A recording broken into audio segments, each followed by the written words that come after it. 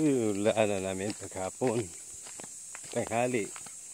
Pero huwag kayong dadaan dito sa gabi kasi maraming ahas dito. Tatawid dyan sa manggahan. Galing dito sa ito. Yan.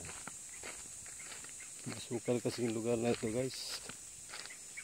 Daming punong kahoy. Kaya dami pwedeng pagsilungan ng mga ahas dito. Nagpapalamig.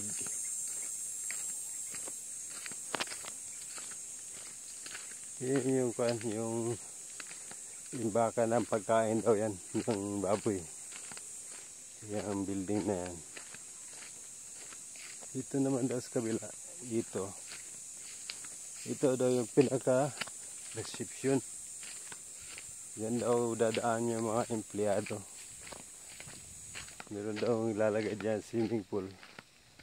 Naglubo na daw sila sa swimming pool. Tapos pagbis nagkalang uniforme, aparatos, bago pumunta doon sa mga pigiri.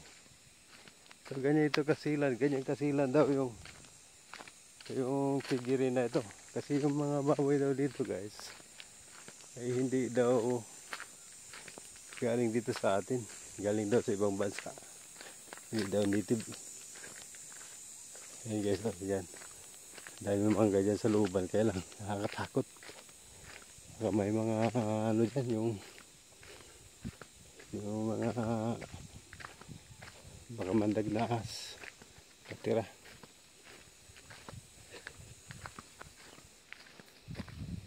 Ayan. Okay guys, bye.